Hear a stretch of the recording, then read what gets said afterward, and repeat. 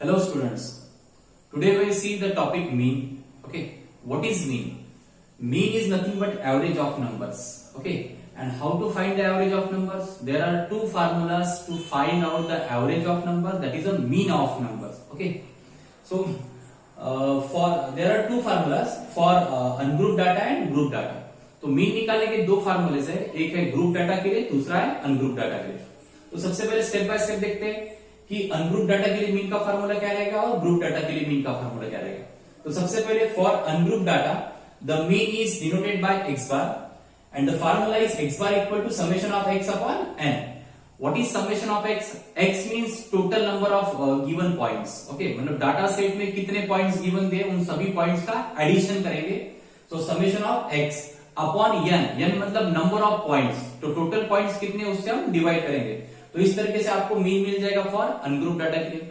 इसका दूसरा फार्मूला ये भी है, x bar equal to summation of f x upon summation of f. But summation of f is nothing but capital n. We denote the summation of f is equal to capital n. So it is summation of f x upon n. अब यहाँ पे जो f रहेगा, f is a frequency of number. Frequency of number मतलब कौन सा number कितनी बार repeat हो रहा है. तो सपोज करो कि 7 है, 7 अगर 3 बार आ रहा है तो 7 3 बार रिपीट हो रहा है. इसका मतलब 7 की जो फ्रीक्वेंसी होगी वो 3 होगी. अगर 8 नंबर है वो 2 बार रिपीट हो रहा है तो 8 की जो फ्रीक्वेंसी होगी वो 2 होगी. So that is the frequency. Okay, कौन सा नंबर कितनी बार रिपीट हो रहा है. तो यहां पे हम क्या करेंगे, फ्रीक्वेंसी और नंबर्स का मल्टीप्लीकेशन करेंगे, उसका सम ले लेंगे. ओके, और उस सम को समेशन ऑफ एफ से हम डिवाइड करेंगे. इस तरीके से हम मीन निकाल सकते हैं. ओके, तो ये जो फार्मूले हो गए ये अनग्रुप डाटा के लिए हो गए. ओके, यहाँ पे जो वेयर एन है, n is the total number of data points हो गए. F means frequency of number हो गया और capital n is the summation of f. अब देखते हैं कि ग्रुप डाटा के लिए मीन का फार्मूला क्या है. So for group data the formula for mean is x bar is equal to summation of f x upon capital n, where capital n is the summation of f. अब आप बोलोगे कि ungroup data में भी summation of f x upon n था और group data में भी summation of f x upon n है. दोनों में डिफरेंस है. यहाँ पे जो एक्स आता है वो सेपरेट पॉइंट्स हो गए. यहाँ पे जो एक्स आता है, यहाँ पे एक्स जो रहता है वो मिड पॉइंट ऑफ ग्रुप होता है. अब मिड पॉइंट ऑफ ग्रुप मतलब होता क्या है. सपोज करो कि मेरे पास यहाँ पे नंबर ऑफ स्टूडेंट्स है, ठीक है, और यहाँ पे उनके मार्क्स है. अब नंबर ऑफ स्टूडेंट्स कितने हैं, सपोज करो कि 1 to 5. ठीक है, एक से यहाँ पे मार्क्स लिखता हूं और यहाँ पे नंबर ऑफ स्टूडेंट्स लिखता हूं. यहाँ पे मार्क्स, यहाँ पे स्टूडेंट्स. अब 1 से 5 मार्क लेने वाले मेरे पास सपोज करो कि 2 स्टूडेंट्स हैं और 6 to 10 मार्क्स लेने वाले मेरे पास सपोज करो कि 5 स्टूडेंट्स हैं. ओके, तो 1 से 5 मार्क्स लेने वाले मेरे पास 2 स्टूडेंट है, तो ये जो 2 रहेगा इस 2 को बोला जाएगा frequency, that is F. Okay ना. 6 to 10 मार्क्स लेने वाले मेरे पास 5 स्टूडेंट्स है, तो यहां पे इसकी फ्रीक्वेंसी होगी 5, that is f means equal to 5. अब देखते हैं कि मिड पॉइंट ऑफ ग्रुप क्या होता है. तो 1 to 5 जो रहेगा वो एक ग्रुप रहेगा, 6 to 10 जो रहेगा वो भी एक ग्रुप रहेगा. अब मुझे इसका अगर मिड पॉइंट निकालना है तो इसका मिड पॉइंट कैसा रहेगा. 1 to 5 का अगर मुझे मिड पॉइंट निकालना है तो मैं क्या करूंगा, 1 plus 5 डिवाइडेड बाय 2 करूंगा, क्योंकि 2 ही पॉइंट है. तो 1 plus 5 डिवाइड बाय 2 मतलब 6/2 मतलब कितना हो गया, 3. तो 1 to 5 का मिड पॉइंट जो हो गया इस ग्रुप के लिए 3 हो गया. 6 to 10 इस ग्रुप का मिड पॉइंट कितना होगा, 6 plus 10 कीजिए डिवाइड बाय 2 कीजिए, दैट इज 16/2 मतलब कितना, 8. तो इस तरीके से आप मिड पॉइंट निकाल सकते हो. और ये जो मिड पॉइंट रहेंगे ये रहेंगे आपके एक्स फॉर ग्रुप डाटा के लिए. तो यहाँ पे ग्रुप डाटा के लिए जो मीन का फार्मूला है summation of f x upon n, और यहाँ पे जो एक्स रहता है वो रहता है आपका मिड पॉइंट. ओके, तो दोनों फार्मूले आपको समझ में आए होंगे. अब इसके ऊपर हम एक एग्जांपल देखते हैं. So first example, find the mean of that numbers. ये कुछ नंबर्स दिए, इसका मुझे मीन निकालना है. ओके ना. तो सबसे पहले चेक कर लेते हैं कितने नंबर्स है. ओके ना. 1 2 3 4 5 6 7 8 9 10 11 12 13 14 15 16. So there are 16 numbers. Okay.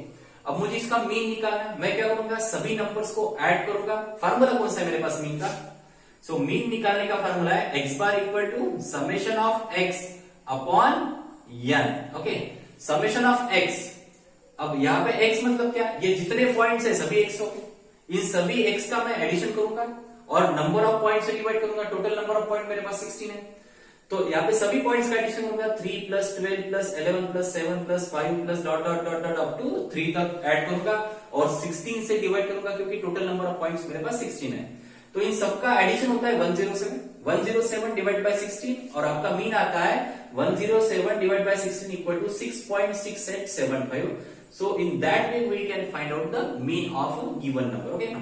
अब इस प्रॉब्लम को अगर आपको फ्रीक्वेंसी के फॉर्म में लिखना है या फिर फ्रीक्वेंसी के फॉर्म में अगर आपको प्रॉब्लम दिया है तो वो किस तरीके से देगा अगर ध्यान दो। ओके ना, यहाँ पे लिखा मैंने x मतलब पॉइंट्स, ओके, यहाँ पे लिखा मैंने फ्रीक्वेंसी मतलब वो पॉइंट कितनी बार रिपीट हो रहा है। तो स्टार्ट विथ 3, ठीक है। तो सबसे पहले मैं 3 लिखता हूं, तो हमारे डाटा में 3 पॉइंट कितनी बार रिपीट हो रहा है, तो हमारे डाटा में 3 पॉइंट जो है 3 बार रिपीट हो रहा है, एक बार, ओके ना, यहाँ पे दूसरी बार, यहाँ पे तीसरी बार। तो 3 की फ्रीक्वेंसी होगी 3 क्योंकि 3 जो है वो 3 बार रिपीट हो रहा है। अब नेक्स्ट पॉइंट है 4 कितनी बार रिपीट हो रहा है, 4 जो रिपीट हो रहा है वो 2 बार रिपीट हो रहा है, तो 4 की फ्रीक्वेंसी हो गई 2, ओके ना। अब 5 जो है वो भी 2 बार रिपीट हो रहा है, तो 5 की फ्रीक्वेंसी 2। 6 जो है वो भी 2 टाइम्स रिपीट हो रहा है, तो 6 की फ्रीक्वेंसी 2। 7, 10, 11 भी 2 टाइम्स रिपीट हो रहे थे, इसकी फ्रीक्वेंसी 2 हो गई। और 12 जो है वो 1 टाइम्स रिपीट हो रहा है, तो 12 की फ्रीक्वेंसी होगी 1। अब मैं क्या करूंगा, सभी फ्रीक्वेंसी का एडिशन करूंगा। तो यहाँ पे लिखा मैंने समेशन ऑफ f, और समेशन ऑफ f होता है मेरा कैपिटल N, तो मुझे कैपिटल N की वैल्यू मिलती है 16, that is the total number of points मेरे पास 16 है। अब मैं क्या करूंगा, x और f का मल्टीप्लिकेशन कर दूंगा, f इंटू x, ओके ना। अब fx मतलब क्या, 3 3 जा 9, यहाँ पे 9 आ गया, ओके ना। यहाँ पे 4 2 जा 8, 5 2 जा 10, 6 2 जा 12, 7 2 जा 14, 10 इंटू 2 20, 11 इंटू 2 22 और 12 इंटू 1 12, ओके। तो यहाँ पे सभी का मैंने मल्टीप्लिकेशन किया, मतलब x इंटू एफ का, ओके, और इन सबका एडिशन करता हूं तो समेशन ऑफ fx मुझे मिलता है 107। अब मैं मीन के फार्मूले पुट अप करूंगा, तो मीन का फार्मूला है x bar equal to summation of fx upon capital N। Summation of fx मुझे मिला है 107 अपॉन n की वैल्यू है 16, तो 107 अपॉन 16 होता है 6.6875। तो दोनों प्रॉब्लम में मीन मुझे मेरा सेम ही निकला है, क्योंकि प्रॉब्लम भी सेम ही था। मैंने गिवन प्रॉब्लम को फ्रीक्वेंसी के फॉर्म में लिखा, ओके। पहले जो प्रॉब्लम था वो सिंपल प्रॉब्लम दिया था, तो सिंपल फार्मूले से आपने मीन निकाला, उसी प्रॉब्लम को मैंने कन्वर्ट किया फ्रीक्वेंसी में, ओके। तो एक ही प्रॉब्लम दो तरीके से मैं सॉल्व कर सकता हूं, ओके। अब इसका ग्रुप डाटा के लिए हम एक और प्रॉब्लम देखेंगे, जिससे आपको टोटल कंसेप्ट क्लियर हो जाएंगे mean. Now we start second problem for mean for group data. So here is the problem, find the mean for following data. So we given that marks obtained in this range and number of students, okay. So यहाँ पे इस range में कितने marks कितने students को आए आपको given data दिया है, तो 51 to 55, ठीक है। इस रेंज में मार्क आने वाले 2 स्टूडेंट्स हैं। 56 to 60 इस रेंज में मार्क्स आने वाले 7 स्टूडेंट्स हैं। 61 to 65 के रेंज में मार्क आने वाले 8 स्टूडेंट्स हैं, एंड 66 to 70 के रेंज में मार्क्स आने वाले 4 स्टूडेंट्स, ओके ना। तो ये जो नंबर ऑफ स्टूडेंट्स हो गए, ये हो गई आपकी फ्रीक्वेंसी, दैट इज एफ की हो गई 2, 7, 8 एंड 4। और ये जो इंटरवल्स रहेंगे ये रहेंगे आपके ग्रुप्स। 51 to 55 एक ग्रुप हो गया, 56 to 60 दूसरा ग्रुप हो गया, 61 to 65 तीसरा ग्रुप हो गया, और 66 to 70 चौथा ग्रुप हो गया, ओके ना। अब मेरे पास मीन निकालने का फार्मूला क्या है इसके लिए, ग्रुप डाटा के लिए मीन निकालने का जो फार्मूला है that is x bar is equal to summation of fx upon n, where n is a sum of frequency, that is summation of f, okay.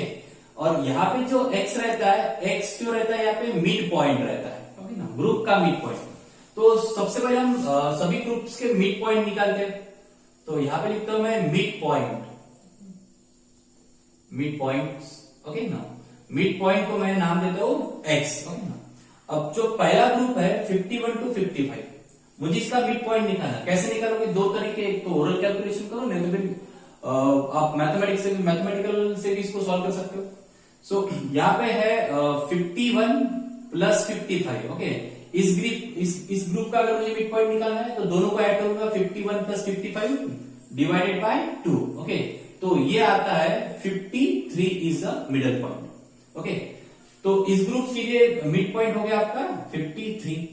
Okay, इस ग्रुप के लिए कितना हो जाएगा? 56 और 60 के बीच में कौन सा नंबर है? 56, 57, 58, 59 एंड 60।